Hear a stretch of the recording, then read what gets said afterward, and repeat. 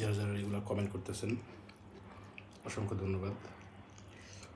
Video দেখতেছেন অনেকে, আমি বলছি যে সপ্তাহে 1-2 দিন হলেও আপনাদের সাথে আমি শেয়ার করার চেষ্টা করবো ভিডিও। আসলে সারাদিন